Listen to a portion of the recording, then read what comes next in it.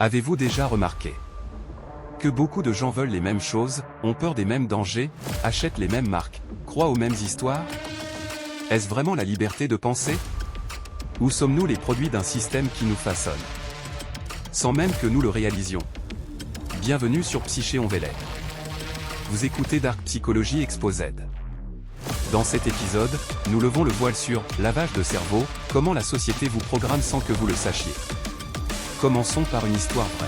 En 1971, le psychologue Philippe Zimbardo a mené l'une des expériences les plus controversées de l'histoire, l'expérience de la prison de Stanford.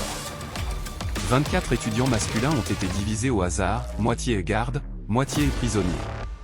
En quelques heures, les gardes sont devenus agressifs, abusifs et autoritaires. Personne ne leur a demandé d'être cruels. C'est le système qui les a transformés. Cette expérience a révélé une vérité troublante, nous ne sommes pas aussi libres que nous le croyons. Placez quelqu'un dans un environnement structuré, donnez-lui un rôle, et il s'y conformera, même si cela signifie agir contre sa propre morale. C'est le cœur de ce qu'on appelle la programmation psychologique. Voici un fait scientifique, le cerveau humain ne retient pas forcément ce qui est vrai. Il retient ce qui est répété. Plus une idée est répétée, plus elle semble réelle. C'est pourquoi Joseph Goebbels, chef de la propagande nazie, disait « Répétez un mensonge suffisamment souvent, il devient une vérité ». La propagande ne vous impose pas une idée par la force.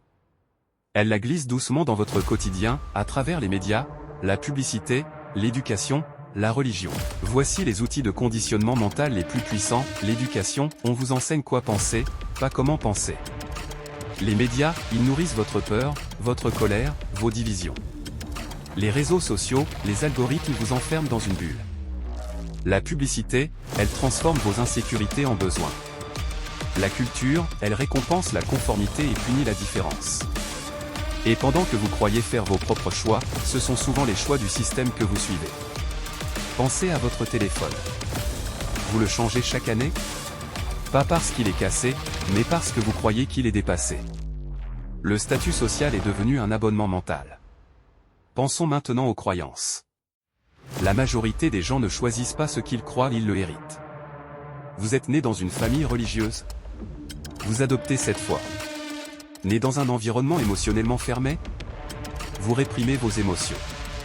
Ces croyances semblent personnelles, mais elles sont souvent préinstallées dans votre esprit. Même en politique, on soutient un parti, on critique l'autre, on se dispute. Non pas par analyse, mais par identité programmée. Vos pensées vous appartiennent-elles vraiment? Ou sont-elles la voix de votre environnement? Décomposons les étapes du lavage de cerveau moderne. Étape 1, isolement. Écartez l'opinion opposée. Créez une chambre d'écho. Les algorithmes le font pour vous. Étape 2, répétition. Le cerveau crée des connexions fortes par la répétition. Une idée souvent répétée devient automatique. Étape 3, déclencheurs émotionnels. La peur. Le désir. La colère. Lorsqu'une émotion est forte, la logique s'efface. C'est pourquoi la publicité et la politique jouent sur vos émotions, pas sur vos idées. Étape 4, récompense et punition.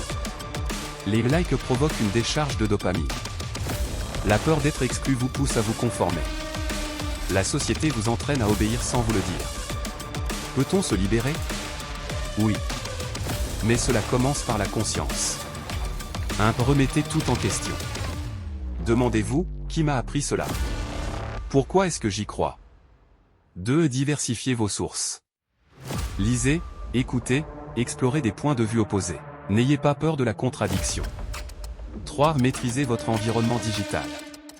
Désactivez les notifications. Choisissez ce que vous consommez mentalement comme vous le faites pour votre nourriture. 4. Reprogrammez votre esprit. Écrivez. Méditez. Réfléchissez. Apprenez. La vraie liberté commence à l'intérieur de vous. Si vous avez toujours senti que quelque chose n'allait pas, si vous avez eu le sentiment que tout est trop bien orchestré, vous aviez raison. Vous n'êtes pas brisé. Vous êtes conditionné. Mais maintenant, vous voyez ce que vous n'aviez jamais vu. Vous venez d'écouter Psyché on Véled. C'était Dark Psychology Exposed. Si cet épisode vous a éveillé, likez, abonnez-vous, et partagez-le. Et surtout, restez conscient. Restez libre. Restez humain.